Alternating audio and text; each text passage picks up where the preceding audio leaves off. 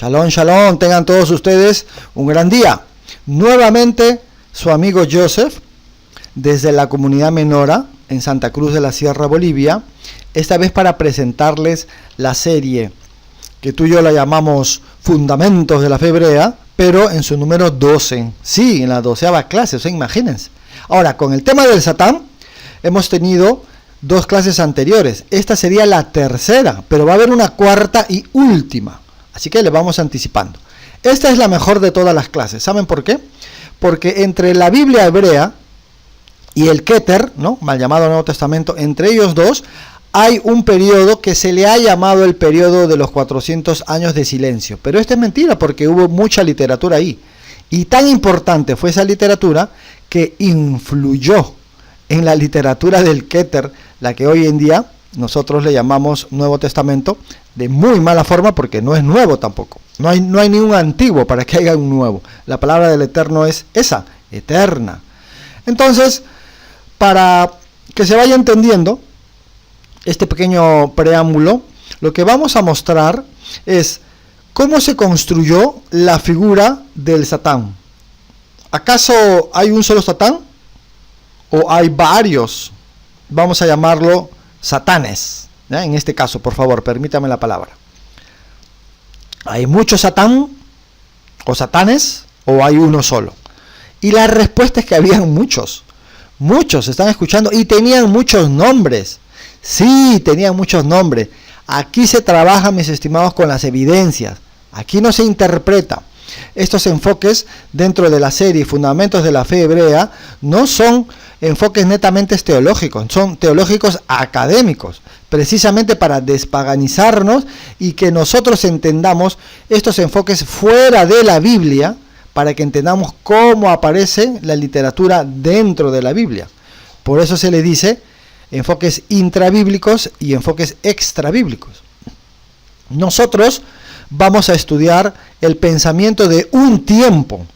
Ya esto se le llama enfoque sincrónico, que es dentro de un lugar, a diferencia del enfoque diacrónico, que sería si juntamos los 4 videos, las 4 enseñanzas, ¿no?, las 4 partes de la construcción del Satán. Si lo juntamos todo eso sería un enfoque diacrónico. Pero estudiando un tiempo, un segmento, una región, solamente ahí, en esa época que pensaban, entonces se le llama enfoque sincrónico. Bien, entonces este enfoque también pues va a ser sincrónico y vamos a entender cómo construyeron al personaje Satán. Es espectacular esta tercera parte. Muchos dicen que de los 4 esta es la mejor de todas. Y van a ver ustedes por qué. Miren, ya nosotros tenemos que hay 3 periodos en los cuales nos van a ayudar a nosotros a entender que el Satán en el preexilio era una actitud. ¿Por qué? Porque el que hacía el bien y el mal era pues el Eterno. Luego ellos se van a Neo-Babilonia, Persia, y ahí van construyendo la idea de que hay un ángel, porque en la Torá los ángeles no tenían nombre ni jerarquía, por si acaso, ¿no? Tampoco Moisés sacaba demonios a nadie, no hay nada de eso. Y Dios destruía las ciudades, no lo hacía el Satán, o sea, como personaje, ¿no? Entonces aquí en la literatura del preexilio ya aparece el libro de Job, y Satán es hijo de Dios, y él tiene una función de fiscal, de acusar. Y luego vemos que hay una transición ahora al posexilio, donde este Satán ya se personifica. Entonces esto es una cosa espectacular, porque efectivamente eso es lo que vamos a ver. Vamos a ver la transición. Así que no vayan a parpadear, porque esto va a estar espectacular. Entonces empezamos. Resulta que como los judíos tenían la idea de que el Eterno hacía el bien y el mal, cuando van a Neo-Babilonia, Persia, se contaminan con la dualidad de ellos. ¿En qué sentido? En parte, ¿no? ¿En qué sentido? En que ellos tenían un Dios del bien y un Dios del mal, y ellos andaban peleando constantemente. Pero en los últimos tiempos iba a vencer el Dios del bien. Entonces ellos también comienzan a asimilarse. Y aparece Isaías, donde le dicen, no, ¿qué están haciendo? Dios hace la paz, Dios hace la guerra, Él hace todo. ¿Se acuerdan de ese verso? Ese verso lo lanzó a raíz de la contaminación que iban teniendo los judíos. Y ahí aparece pues en el libro de Isaías, ¿no? Siempre el profeta tratando de regular, ajusticiar. Pero no le hicieron caso y esto evolucionó, por supuesto. Entonces el judío decía, Entonces, ¿quién causaba los accidentes? Todos estos fenómenos, ¿quién los hacía? Bueno, pues los accidentes y este mal que aparece, seguramente, ¿no? Y miren, seguramente lo hizo otro ser, y comienzan ellos a preguntarse, un ser malo, ¿no? Claro, el diablo. ¿Y quién creó el diablo? ¿Dios lo hizo malo? ¿Y cómo llegó a pecar? Entonces comienza la conjetura, comienzan las interrogantes, ellos se comienzan a preguntar, ¿y cómo podría haber sido esto? Entonces empieza su literatura, empieza su construcción, espectacular. Todo esto con evidencias y puros libros, y todos libros judíos. Veamos. El pecado de la inmoralidad sexual. Así empieza la primera construcción. ¿Cómo es esto del pecado de la inmoralidad sexual?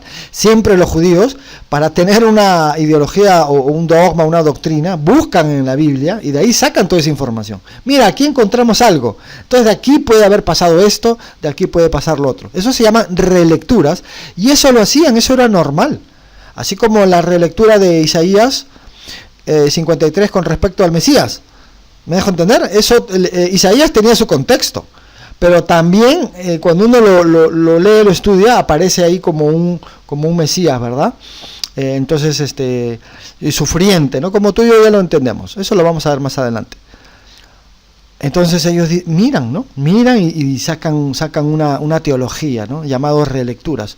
Entonces estos judíos también van a hacer lo mismo. Van a buscar en la Biblia a ver de dónde pueden sacar esta idea del Satán. Esto siempre lo hacen, es propio del judaísmo. ¿Y saben cómo empieza? Con el pecado de la inmoralidad sexual. ¿Tremendo o no tremendo? Sí, esto también es un estudio del doctor Ariel Valdés. Entonces vamos con todo. Miren, según la Biblia, no hay una historia específica sobre el origen del diablo, como lo conocemos. La idea de un ángel bueno que pecó por soberbia y fue expulsado al infierno es parte de libros no aceptados por el canon judío, llamados libros apócrifos, y no de la Biblia hebrea. Los israelitas creían en fuerzas malignas que causaban desgracias y las llamaban espíritus impuros o demonios, con diferentes nombres para su líder. Por ejemplo, Satán, Senyasa, Mastema, Azazel, Belial, Belcebú, etcétera. Habían varios. Entonces cuando uno dice no puede ser, o sea, habían varios archienemigos de Dios, por decirlo así.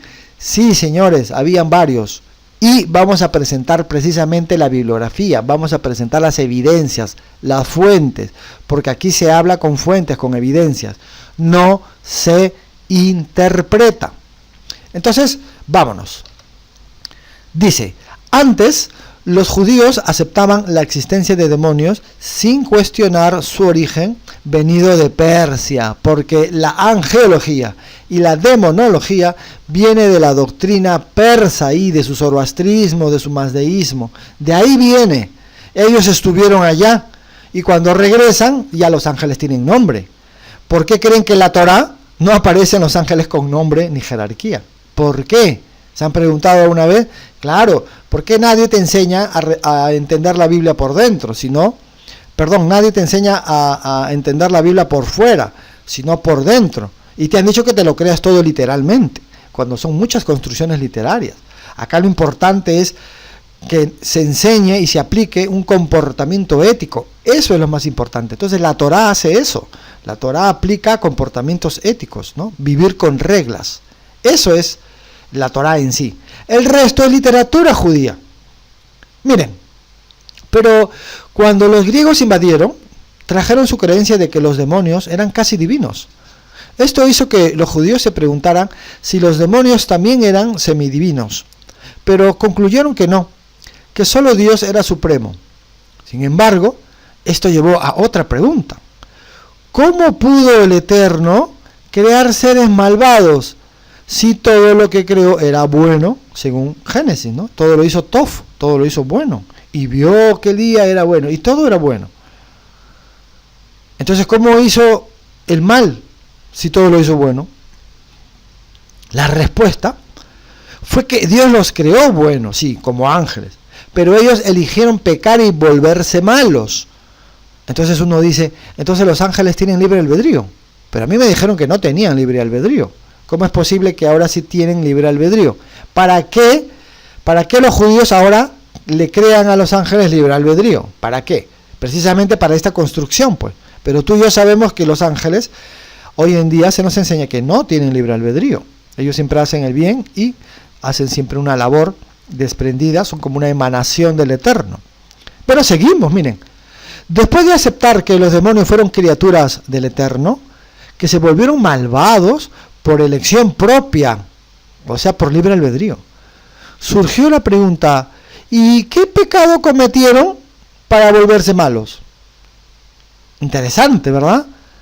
Al examinar el libro de Génesis, Bereshit, encontraron un relato que sugirió una respuesta.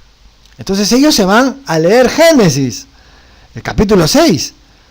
No se olviden, los judíos siempre van, indagan, escudriñan para sacar de ahí una enseñanza. Entonces sacaron pues de Génesis y mire, se menciona que algunos ángeles se enamoraron de mujeres humanas y tuvieron relaciones con ella, intimidad, lo que resultó en una descendencia de gigantes. ¿Y dónde aparece esto? ¿De dónde lo sacaron los judíos? De Génesis. Había gigantes en la tierra en aquellos días, y también después que se llegaron los hijos de Dios a las hijas de los hombres, es decir, que tuvieron intimidad, y les engendraron hijos, es decir, hijos que nacieron de relaciones de ángeles con seres humanos, mujeres. Estos fueron los valientes desde la antigüedad, fueron varones de renombre, ¿no? Y se le llaman los Nefilim, como tú y yo lo entendemos. Y ahí está el gigante, ¿no? Ese gigante que ven ahí es hijo de un ángel con una mortal mujer. Entonces, ¿se entiende o no se entiende? Sí, está sencillo por el momento, pero vamos a ver cómo lo van elaborando, cómo van construyendo esta figura. Aunque este relato no explicaba directamente el pecado de los ángeles, los judíos que buscaban la causa del mal interpretaron este episodio como el pecado de Satanás y sus ángeles. Así que estos ángeles que bajaron tenían que tener su líder, y él comandó a todos ellos para que estén con las mujeres terrenales y de ahí nazcan precisamente los gigantes, ¿no? Una cosa espectacular. Y miren, esta interpretación llevó a la composición de la primera leyenda sobre el origen del diablo. Repito, esta interpretación llevó a la composición de la primera leyenda sobre el origen del diablo, que se encuentra, a la izquierda está, en el libro de Enoc. Y miren, un texto apócrifo, es decir, que no estaba en el canon, compuesto alrededor del año 200 antes de la era común, antes de Yeshua. ¿Se entiende o no se entiende?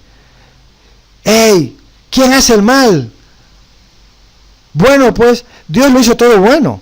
Sí, pero Dios lo hizo todo bueno, pero los accidentes y todo eso, ¿de dónde sale?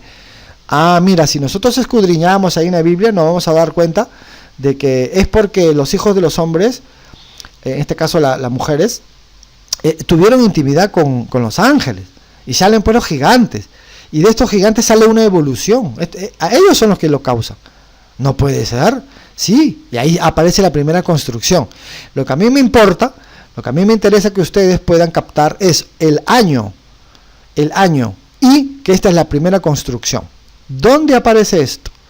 Bueno, vamos a seguir y van a ver. Según el relato del primer libro de Enoc, miren, vamos ahora a entrar al libro de Enoc. Ustedes lo pueden corroborar, por supuesto. Buscan en Google el libro de Enoc, espacio PDF, y ahí le aparece. Según el relato del primer libro de Enoc, por cierto, también está en YouTube. Ponen audiolibro, libro de Enoc, y ahí también les aparece. Bueno, seguimos. Al principio de la humanidad, cuenta el libro de Enoc, alrededor de 200 ángeles, liderados por Senyasa, se sintieron atraídos por las mujeres de la tierra y descendieron para unirse a ellas. Ahora escuchen bien, el libro de Génesis te dice que había gigantes en aquellos tiempos. O sea, los ángeles se enamoraron de las mujeres y salieron los gigantes. No te dicen cuántos ángeles, no te dice nada. Busquen ustedes, corroboren el Génesis y vean si le aparece, mira, bajaron 200 ángeles. ¿Dónde dice? No dice. Entonces, revisan el Génesis y le hacen una reinterpretación para construir al primer Satán. Al principio de la humanidad, alrededor de 200 ángeles liderados por Senyasa. Ya hay un líder de los ángeles llamado Senyasa. Senyasa es el primer diablo, el primer Satán. Ya van a ver por qué. Dice, se sintieron atraídos por las mujeres de la tierra y descendieron para unirse a ellas. Estas mujeres dieron a luz a 3,000 hijos. ¿Dónde dice eso en la Biblia? ¿Dónde dice eso en la Torá? ¿En Bereshit? ¿Dónde? En ningún lado. Entonces, se entiende que esto es un enfoque pues histórico y en este caso literario del libro de Enoc, porque así lo construyeron. Y aparece el primer nombre de Satanás, Senyasa, el primer enemigo del Eterno, Senyasa. Ahora miren, estas mujeres dieron a luz 3,000 hijos, que eran gigantes de dimensiones enormes. En pocas palabras, 3,000 gigantes. ¿Por qué hay 3,000 gigantes? Porque los ángeles tuvieron intimidad con las mujeres de la tierra. Y de ahí nacen 3,000 ángeles que serían gigantes, 3,000 gigantes. Estos gigantes, al devorar toda la comida de la tierra, también comenzaron a devorar también a los seres humanos. Se había acabado la comida, entonces venga, tengo hambre, vamos a comernos a los seres humanos. Se supone que esto es pura literatura, ¿no? En respuesta a las súplicas de ayuda de los humanos, dice que el Eterno envía a 3 ángeles. Y miren, ya tienen nombre: Uriel, Rafael y Miguel. Yo les pregunto, ¿y en la Torá cuántos nombres de ángeles han encontrado? Ninguno, y no vas a encontrar tampoco. Porque esta es una evolución literaria que viene a raíz de la influencia persa en este caso. Pero vamos a seguir. Entonces el Eterno manda a estos 3 ángeles que ya tienen nombre para capturar a Senyasa y sus seguidores rebeldes y encerrarlos en una prisión subterránea. Miren, prisión subterránea hasta el día del juicio final, ¿no? En un tártaro, ya van a ver por qué. Dice, cuando serán arrojados a un lago de fuego junto con los demás pecadores. Entonces se va entendiendo que en el libro de Enoc aparece esta rebelión. ¿Se entiende o no se entiende? Vayan ustedes apuntando en su cuaderno cómo se va construyendo y de dónde nos ha caído a nosotros todas estas historias, que no vienen de la Biblia. No, en la Biblia no dice nada de esto. No, muy interesante. Entonces, ya tenemos nosotros al primer enemigo del Eterno. Obvio que esto es una construcción literaria. El Eterno, o sea, si Dios es Dios, no puede tener enemigos, pues si no, no es Dios, pues. ¿Dónde has visto a un creador de todo que tenga tropiezos en el camino? No, pues no es Dios, pues así de sencillo. Esto es una construcción literaria. Ahora, ¿dónde aparece esto? En el libro de Enoc. ¿De qué año? Del 200 antes de la era común. Y aparece el primer enemigo de Dios. ¿Quién es? Senyasa. Y aparecen 3,000 gigantes, fruto de la relación entre mujeres y ángeles, ¿no? Que perdieron su libre albedrío, o por su libre albedrío quisieron sentir este tema de placer, digamos, ¿no? Quisieron dejar llevar sus pasiones. Eso es lo que hay que entender. Esta es la conclusión. Pero vamos a seguir para que vean qué pasa. Sin embargo, los espíritus de los gigantes permanecieron en la tierra como demonios, causando desastres, accidentes y enfermedades. Ahí está la primera construcción. Ahí aparece la primera respuesta de quién hace el mal, los desastres y las enfermedades. ¿Quién los hace? Los espíritus de los gigantes, esos 3,000 espíritus de los gigantes, que ahora ya se volvieron demonios ya. O sea, ya pasó toda una metamorfosis. Ah, no lo puedo creer. Ahí está. Vayan y busquen el libro de Enoc y busquen la fecha, siempre la datación. Si no tienen el dato, vean que como aparece 200 años antes que Yeshua, entonces el Kéter influyó de ahí, pues. ¿Se dan cuenta? ¿De dónde más? Si tiene 200 años antes que el Keter, 2 siglos antes. O sea, ¿se entiende o no se entiende? Está sencillísimo, ¿no? Cada quien con lo suyo, por supuesto, ¿no? Esta leyenda se volvió muy popular y más tarde fue recogida en otros libros apócrifos. O sea, no solamente estaba en uno, sino en el libro de los jubileos. Y vean el año, la fecha, en 150 antes de la era común. Antes, esto significa que ha podido haber influenciado en el Keter, que había sido escrito 150 años después. El testamento de los 12 patriarcas del 40 antes. ¿Se dan cuenta? Si es del 40 antes, súmale unos 60 más 40, son 100 años. 100 años después del testamento se escribe el Keter. ¿No? Interesante. Miren, el segundo libro de Baruch, esto ya es del 100 después. Entonces esto como que no tiene tanta importancia en el sentido de que si pudo influenciar en el Keter, ¿no? O no, sobre esta influencia del primer enemigo del Eterno. Que por cierto se llama ahí, dice Senyasa, ¿verdad? Hasta aquí, ¿todo claro o no? Está clarísimo, clarísimo. ¿Cuál es el primer libro que se escribe acerca del pecado de la inmoralidad? El libro de Enoc. El segundo, Jubileos. El tercero, el testamento de los 12 patriarcas. Y el cuarto, que es más anacrónico, sería el segundo libro de Baruch. Ese ya no tiene nada que ver, digamos, porque es el del año 100. Entonces tenemos 3 libros que han podido influenciar en la literatura del Keter. Enoc, Jubileos y los 12 patriarcas. Hasta ahí espero que esté clarísimo. Bueno, entonces aquí están esos 3 libros aparte del libro de Enoc. 150 años antes, 40 años antes y del año 100 de la era común. Estos 3 libros más el de Enoc serían 4 libros que aparece la historia del pecado de la inmoralidad sexual. Entonces, evidencia, señores, fuentes, bibliografías, persona que no quiera aceptar esta información, persona que va a tener muchos problemas, por supuesto, porque esto es conocimiento.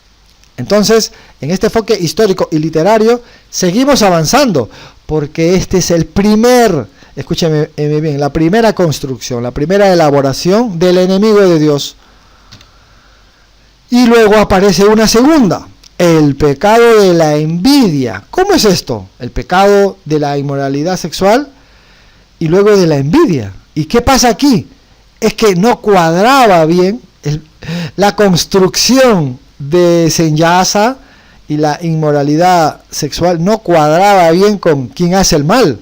Claro, porque ahí está apareciendo que el mal aparece recién cuando los ángeles se juntan con los hijos de los hombres, y es después, y antes, y toda la historia que había antes. Entonces nunca hubo mal, jamás hubo mal. No, claro, pues antes existía el mal también, pero acá tú estás diciendo que ahí apareció el mal.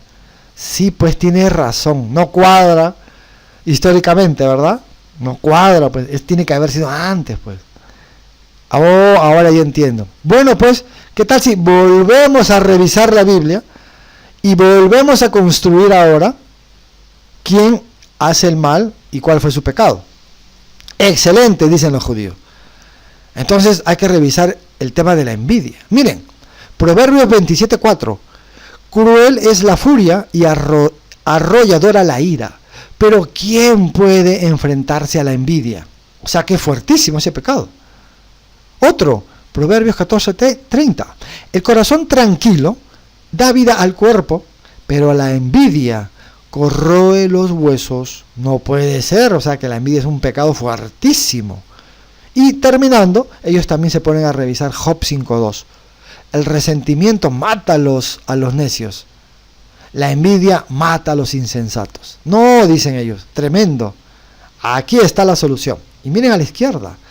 Algunos grupos dentro del judaísmo no estaban de acuerdo con la idea de que los ángeles hubieran cometido un pecado sexual, ya que los veían como seres espirituales.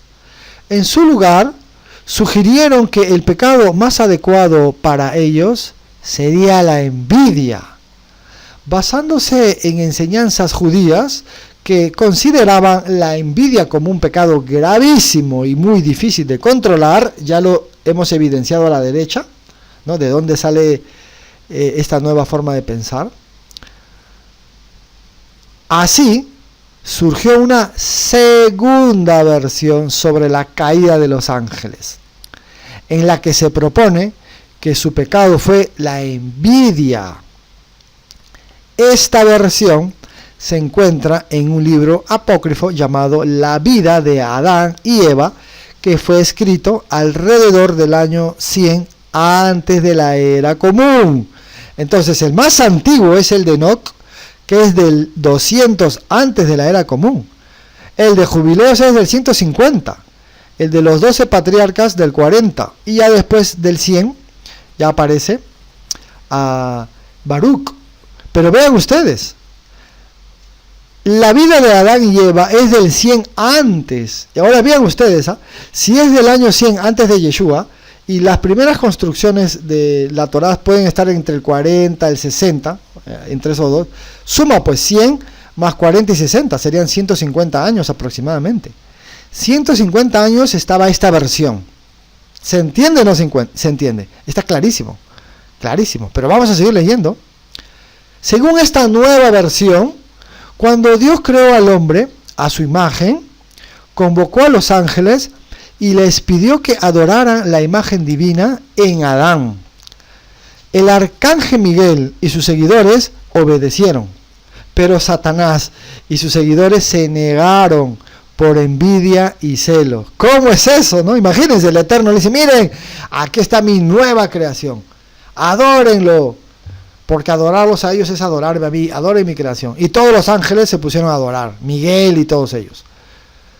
Pero Satanás no quiso, y tampoco sus seguidores. ¿Por qué? Porque se sintió envidia, sintió celos. Ese es el segundo pecado, la envidia, los celos. Como castigo, fueron expulsados del cielo. Esta versión tiene 3 ventajas sobre la anterior. Miren, encaja mejor con la naturaleza espiritual de Satanás. Excelente, ¿no? O sea, Satanás es un envidioso. Entonces, punto número 1, ¿no? Punto número 2. Sitúa su origen cronológicamente al principio de la creación. Entonces mejor, ¿no? Uno dice, entonces está antes. Sí, mucho mejor que el anterior. Venga. Y el tercero, explica por qué Satanás siempre ha intentado tentar a los seres humanos. ¿Por qué ha querido tentar? Porque siente envidia y celos de que por la culpa de este Adán y Eva los hayan expulsado. ¿Se dan cuenta? Entonces, por envidia y rabia, al perder sus privilegios, al ser expulsado del cielo, es que aparece esta construcción nueva ahora del Satán. ¿Dónde está? ¿Qué dice ahí? La vida de Adán y Eva. Espacio, PDF o audiolibro, la vida de Adán y Eva en YouTube, para que puedan ustedes entender. Y a mí me importa mucho, a nosotros nos importa mucho, que ustedes daten el libro. ¿Cuál es su fecha? Del 100 antes. Entonces ha podido haber repercutido, influenciado sobre el Keter. Sí o sí. Eso es para que se entienda. Entonces ya tenemos 2 pecados, ¿verdad? El pecado de la inmoralidad sexual y el pecado de la envidia. 2. Uno que el más antiguo es el 200, del 200 antes de la era común, y este del 100 antes de la era común. ¿Interesante o no? Claro, muy interesante. Pero resulta que esto no les pareció bien todavía al judío. Ya saben, ¿no? La idea del judío, donde hay 3 opiniones y 5 judíos, etcétera. O donde hay 3 judíos, hay 5 opiniones, ¿no? Como quieran colocarlo. Bueno. ¿Y cuál es el tercer pecado? Ya la soberbia, ya. O sea, ya no la envidia, la soberbia. Ya no el pecado de inmoralidad sexual, no, la soberbia. ¿Por qué? Porque pues los anteriores no cuadraban, pues. Pero si este último te da 3 buenos argumentos. Sí, pero date cuenta que la culpa fue de Adán y Eva. No, pues tenía que haber sido antes. Ay, verdad, dicen los judíos, ¿qué hacemos? Vamos a construir otro. Vamos a construir otro. Entonces se enllaza por ahí, Satán por allá. ¿Ven? Los líderes siempre. ¿Qué pasa con la soberbia? Miren, a pesar de las mejoras del segundo relato sobre la caída de Satanás, tenía un defecto. Implicaba que Satanás pecó debido a la creación del hombre, lo cual contradecía la idea de que Satanás existía antes de la humanidad. Claro, pues, él tenía que haber existido antes y ha tenido que haber habido una pelea cósmica antes, no por ellos, pues. ¿Verdad, no? Dicen, sí, excelente, pero vamos a seguir. Por ello, surgió una tercera versión, a finales del siglo I, antes de la era común. Todo esto es antes de Yeshua, miren, basada en un himno antiguo del profeta Isaías. Menos mal que esto lo hemos estudiado en la clase anterior, en la construcción del Satán, número 2, parte 2, que sería la clase número 11 de Fundamentos de la Fe Hebrea. Pero vamos a seguir. Dice, este himno se describe como el orgullo y la soberbia de Lucifer, el lucero, ¿se acuerdan? Helel ben Shahar, lo llevaron a desafiar al Eterno y ser arrojado al Sheol, el inframundo. Esta versión explica la caída de Satanás como resultado de su propia rebeldía contra Dios, el Eterno, antes incluso de la creación del mundo. Una cosa espectacular. Miren, algunos judíos interpretaron el himno de Isaías como una descripción de la caída de Satanás al infierno debido a su soberbia y deseo de ser como el Eterno. Entonces, ¿quién tiene la culpa de pensar así? ¿Los cristianos o los judíos?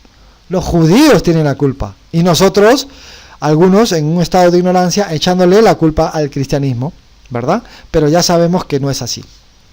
Así, alrededor del año 50, ya después de la era común, una obra apócrifa, es decir, no estaba en el canon tampoco, llamada el segundo libro de Enoc.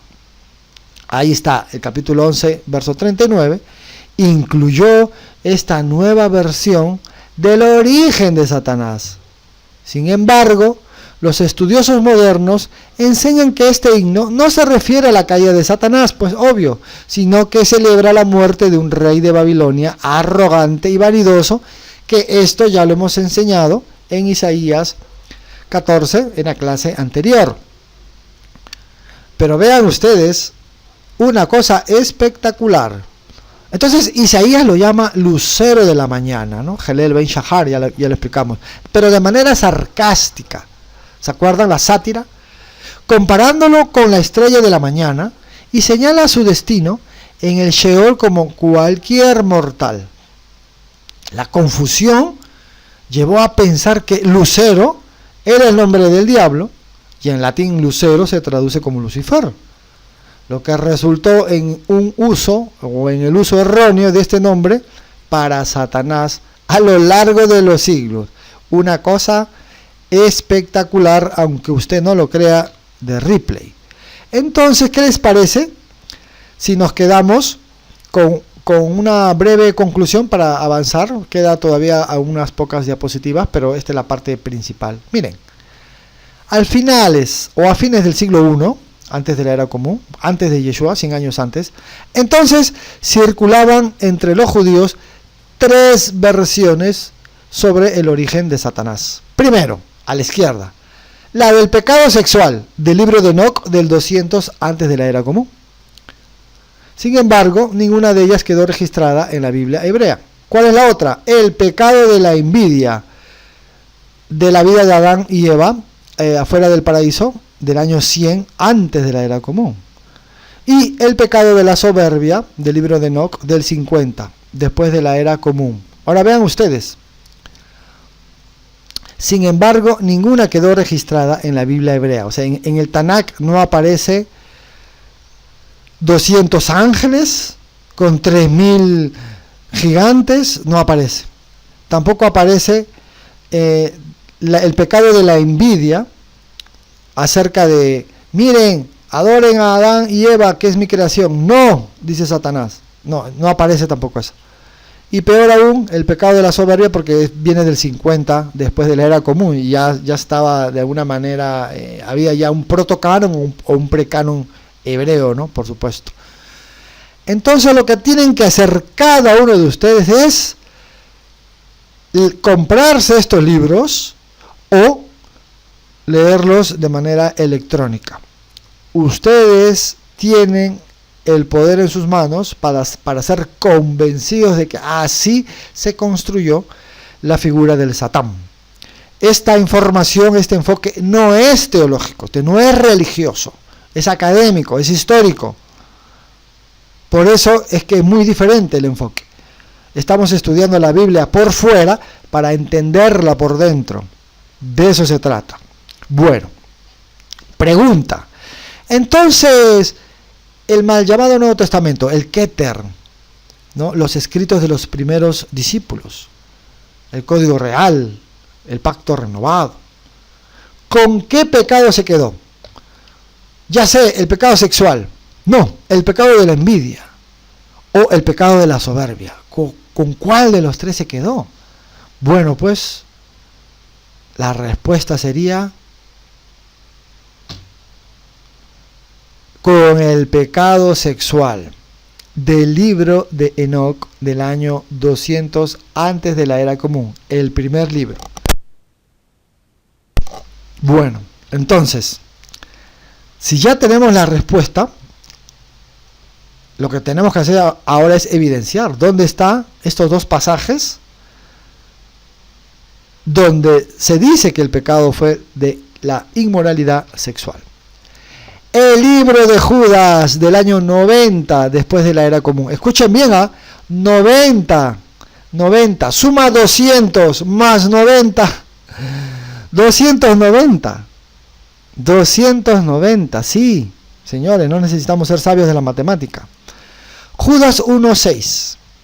Ya los ángeles que no mantuvieron su posición de autoridad, sino que abandonaron su propia morada, los tiene perpetuamente encarcelados en oscuridad para el juicio del gran día.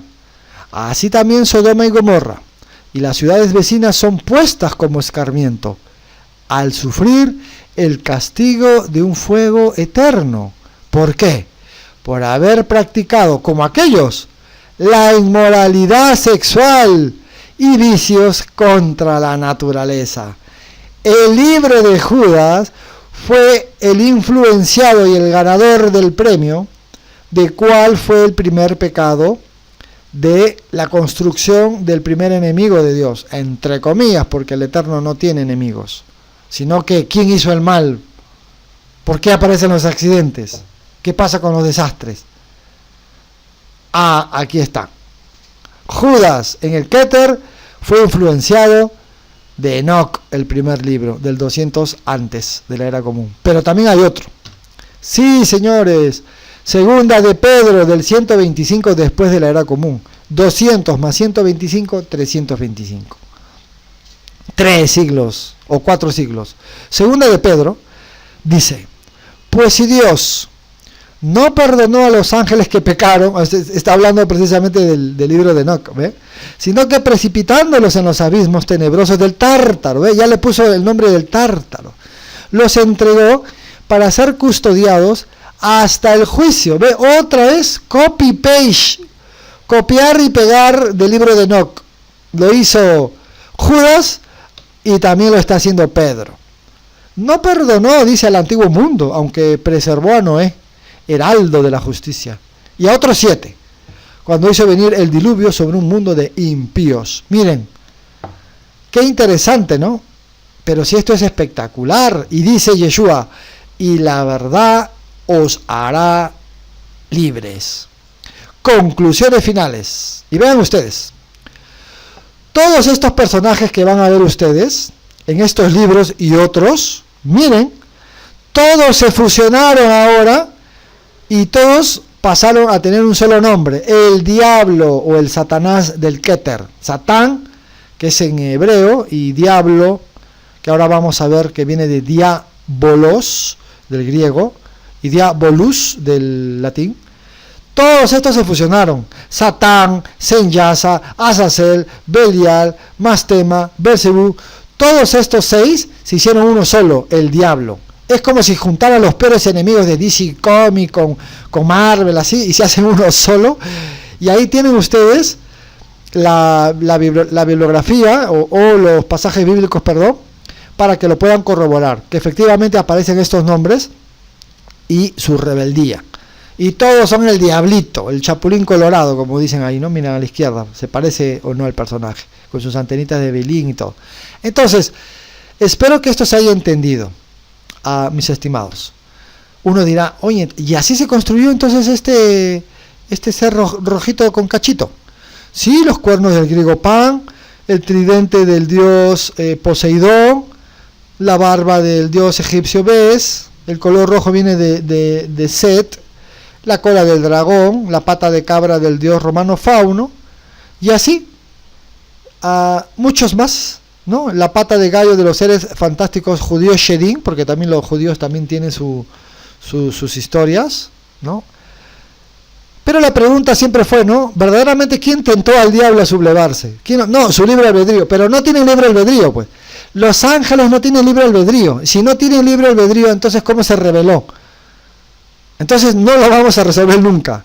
¿Por qué? No se va a resolver porque el Eterno es el que creó el universo dual, con dos fuerzas contrarias una a la otra. Nosotros lo llamamos el bien y el mal. Esa es la verdad. No es que haya un Dios del bien y un Dios del mal, eso no existe, ¿no?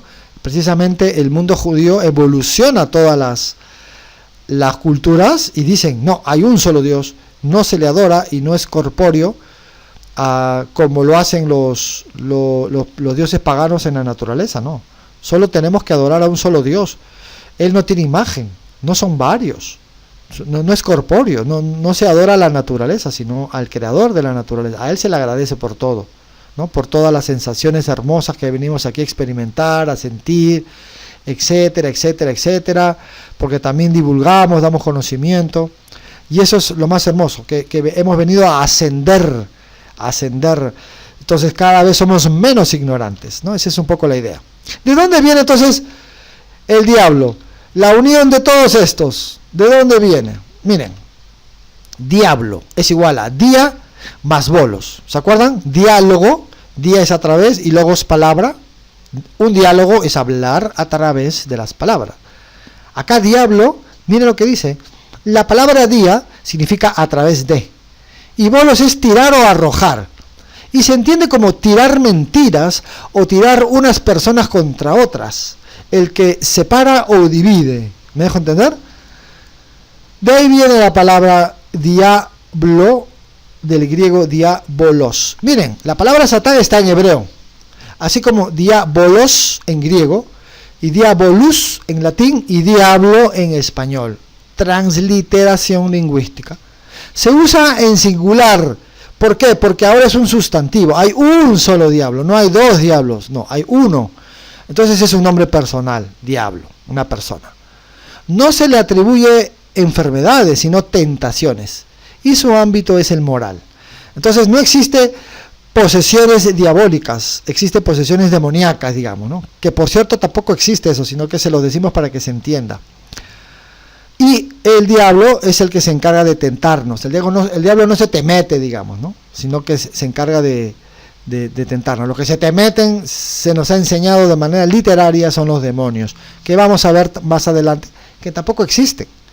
Así como esta construcción del diablo, que no hay retorno, porque puras evidencias, no hay retorno. Lo que hay es la disonancia cognitiva, es negarlo nada más, negar las evidencias. ¿Por qué? Porque somos soberbios, ególatras, no queremos aprender. ¿Se entiende o no se entiende? Porque hay intereses seguramente detrás de todo esto, ¿no? Hay manipulaciones. ¿Me dejo entender? Entonces, si detrás de esto hay manipulaciones, muchísimo cuidado. Muchísimo cuidado. Uno es responsable de sus actos. Nada de que agentes externos. No, señores. Vamos. ¿Dónde aparece la idea de que este famoso diablo ahora tiene la función de tentar al hombre?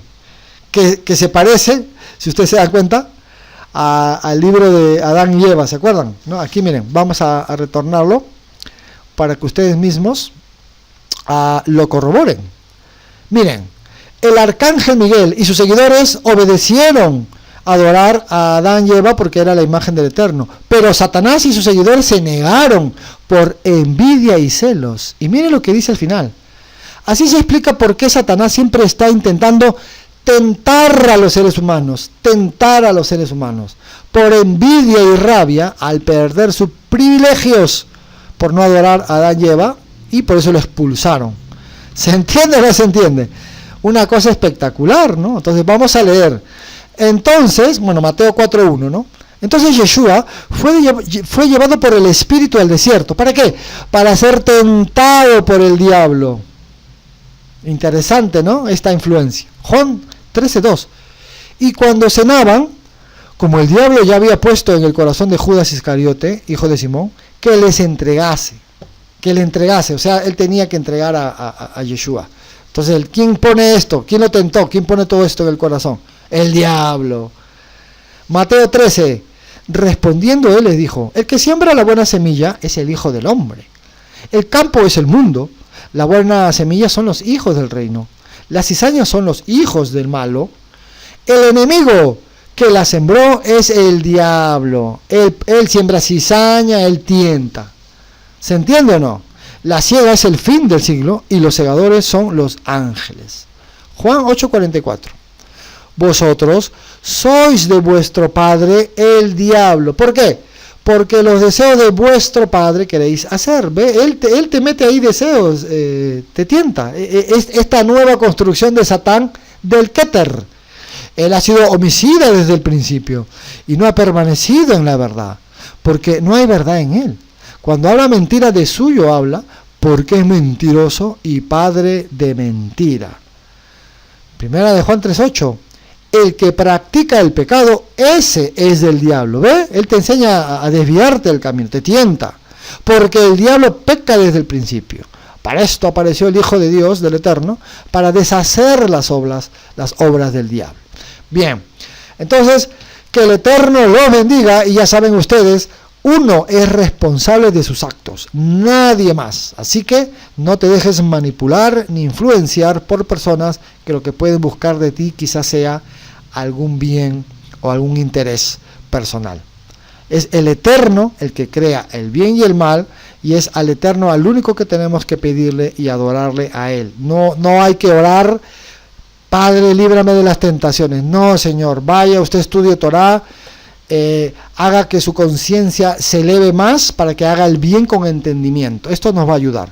Ahora, en la cuarta clase y última del Satán va a ser muy interesante, porque ahora vamos a ver cómo vamos a tomar el Keter. Lo vamos a pasar por el filtro de la Torah, así que el entendimiento va a ser muy diferente y va a ser muy espectacular. Los invitamos a la cuarta y última clase el próximo domingo. Hasta luego.